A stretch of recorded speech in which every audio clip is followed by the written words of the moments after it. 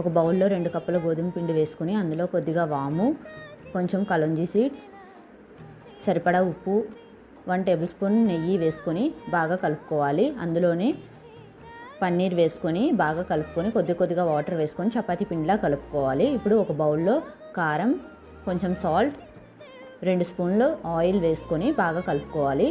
అందులోనే 1 table spoon cornflour వేసుకొని బాగా కలుపుకొని పక్కన పెట్టుకోవాలి. ఇప్పుడు చపాతీ పిండిని ఈక్వల్ పార్ట్స్గా డివైడ్ చేసుకొని దాన్ని చపాతీలాగా చేసుకోవాలి.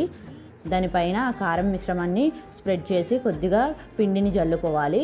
అలాగే ఇంకో చపాతీని కూడా అలాగే చేసుకొని దాని మీద పెట్టుకొని ఇలా ఫోల్డ్ చేసుకోవాలి. ఇలా ఫోల్డ్ చేసుకున్న పిండిని మళ్ళీ రోలింగ్ పిన్తో ఒకసారి రోల్ చేసుకొని ఇలా సన్నగా కట్ చేసుకోవాలి. ఇప్పుడు డీప్ ఫ్రైకి ఆయిల్ పెట్టుకొని మనం కట్ చేసుకున్న పీసెస్ని ఇందులో వేసుకొని లో టు మీడియం ఫ్లేమ్లో పెట్టుకొని క్రిస్పీగా అయ్యేంత వరకు ఫ్రై చేసుకోవాలి.